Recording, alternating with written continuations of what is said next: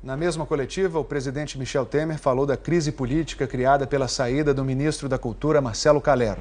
Pivô da crise, Marcelo Calero deu uma entrevista exclusiva à jornalista Renata Lopretti. Ele admitiu que gravou conversas com outros ministros, sem dizer quais. E disse que gravou um telefonema entre ele e o presidente Michel Temer. Mas acrescenta que o conteúdo dessa conversa foi meramente protocolar. A gente vive num momento de passar o Brasil a limpo, né? E eu cumpri minha obrigação de cidadão. O ex-ministro da Cultura, Marcelo Calero, se refere à denúncia que fez à Polícia Federal contra Gedel Vieira Lima. Segundo Calero, Gedel, então ministro da Secretaria de Governo, o teria pressionado a reverter uma decisão do IPHAN, o Instituto do Patrimônio Histórico e Artístico Nacional. O IPHAN tinha embargado a construção de um prédio residencial numa área nobre de Salvador, de frente para o mar, onde há muitas construções históricas. Gedel tem um apartamento no edifício, comprado na planta.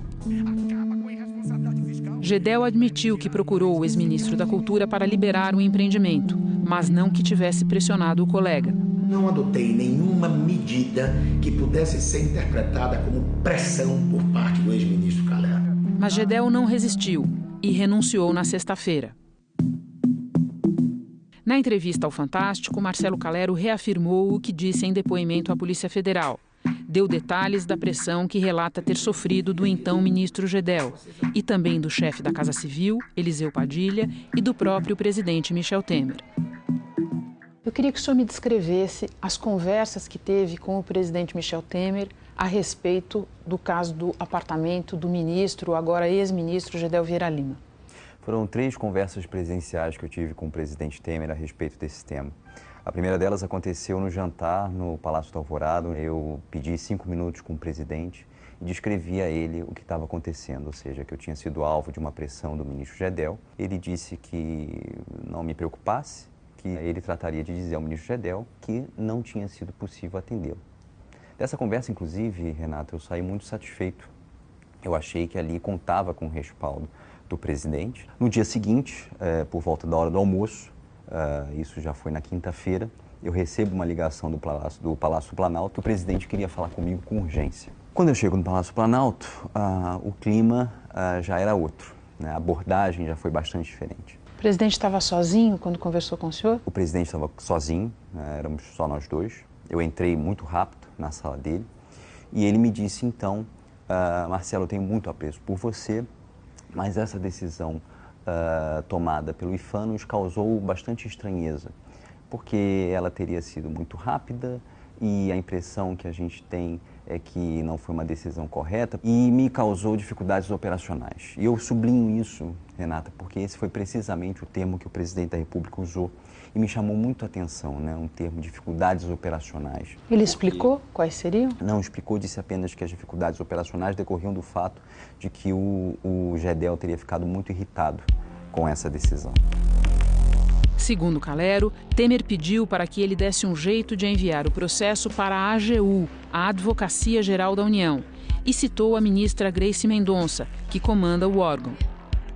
Inclusive falou nesse momento da ministra Grace, falou: a ministra Grace tem um conhecimento jurídico muito bom, é uma pessoa muito preparada, usou esses termos, e certamente ela vai poder resolver essa questão de uma maneira que fique bom para todos. Ele também usou esse termo. Em menos de 24 horas, todo aquele respaldo que ele me havia garantido, ele me retira. E me determina que eu criasse uma manobra, um artifício, né, uma chicana, como se diz no mundo jurídico, né, para que o caso fosse levado à AGU.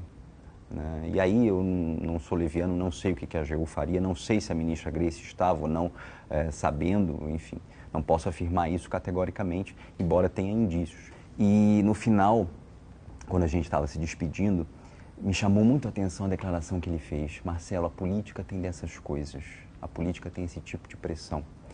Como se estivesse dando um conselho, né, ou um ensinamento a uma pessoa que chegava agora à política. Eu vi algumas declarações dizendo que eu teria sido desleal, né? Eu acho que o servidor público, ele tem que ser leal, mas ele não pode ser cúmplice.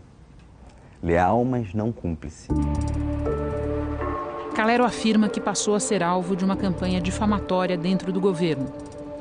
começaram com essa boataria, né, vinda aí do Palácio Planalto, de que eu deliberadamente teria pedido um encontro com o presidente da República para, de maneira ardilosa, né, sorrateira, gravar esta audiência, né, ou seja, entrar no gabinete presidencial com um instrumento, né, com uma ferramenta de gravação, né. Eu preciso dizer que isso é um absurdo, né? Isso aí só serve para alimentar essa campanha difamatória, né? E desviar realmente o foco das atenções. Eu acho que essa seria uma conduta muito típica dos políticos tradicionais de Brasília, né? Que se gravam mutuamente em encontros presenciais. Eu jamais entraria no gabinete presidencial por ser diplomata, por respeitar a liturgia dos lugares que eu frequento, com um ardil, né, com uma ferramenta sorrateira dessa natureza, né?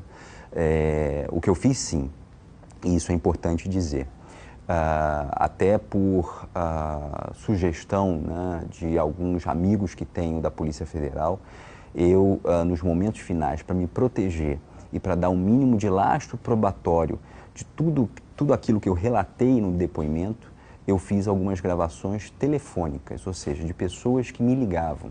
Entre essas gravações, existe uma gravação do presidente da República, mas uma gravação absolutamente burocrática. Inclusive, eu fiz questão de que essa conversa fosse muito protocolar, que é a conversa da minha demissão.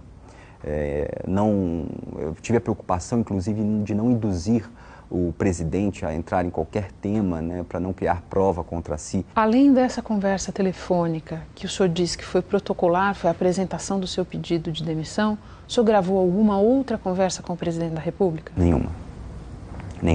Sobre as circunstâncias das gravações, repetindo, o senhor está dizendo que foram todas gravadas por meio telefônico, é isso? Todas elas são, na realidade, ligações que eu recebi. Calero conta que o ministro-chefe da Casa Civil também o teria pressionado. Eu queria que o senhor me descrevesse esse encontro com o ministro Padilha. Na verdade, foram 3 ocasiões em que o ministro Padilha abordou esse tema comigo, né? A primeira ocasião foi quando ele me liga com a tese de que, na medida em que o processo estava judicializado, o IPHAN não deveria adotar nenhuma medida administrativa a respeito. E me disse, inclusive, que a AGU, novamente, traria algum posicionamento nesse sentido. E aí também me impressionou bastante, né? Porque, mais uma vez, ficava patente que altas autoridades da República perdiam seu tempo em favor de um assunto paroquial, né? Que se referia a um interesse particular, pessoal de um ministro. A grande razão pela qual eu via que não havia mais viabilidade da minha permanência no governo foi quando eu recebo a última ligação a respeito desse assunto, que foi do secretário de Assuntos Jurídicos da Casa Civil, que é um assessor direto, muito próximo do presidente da República, e aí ele novamente insiste para que eu mande o caso para a AGU. E aí eu falei, bom, realmente o presidente quer que eu interfira nesse processo. O senhor gravou alguma conversa sua com o então ministro Gedel? Não posso responder essa pergunta. O senhor gravou alguma conversa sua com o ministro Padilha? Não posso responder essa pergunta. Por que o senhor não pode responder?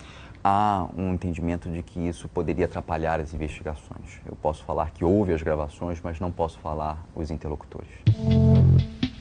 Depois de 6 meses no cargo, Calero saiu provocando uma crise. Como é que o senhor se sente nessa posição? Não desejava isso para mim, não desejava isso para o governo. Acho que, como eu dizia, o Brasil vive um momento de crise muito grave e, portanto, todos devíamos estar imbuídos no espírito de tirar o Brasil da crise. Mas me choca realmente em ver que interesses particulares ainda possam prevalecer numa dinâmica de governo. Certamente eles acharam que, para preservar o meu cargo de ministro, eu faria qualquer negócio. Eu jamais faria qualquer negócio para preservar cargo nenhum. Em nota, a Advocacia Geral da União afirma que todos os episódios de controvérsia entre órgãos públicos são analisados pela instituição e que é lamentável a insistência em tentar criar fatos a partir de suposições sem ao menos conhecer como funciona a atuação da AGU. Procurado pelo Fantástico, o ex-ministro Gedel Vieira Lima disse que não tem mais nada a comentar sobre o caso. A assessoria da Casa Civil informou que o ministro Eliseu Padilha não falaria sobre as declarações de Calero.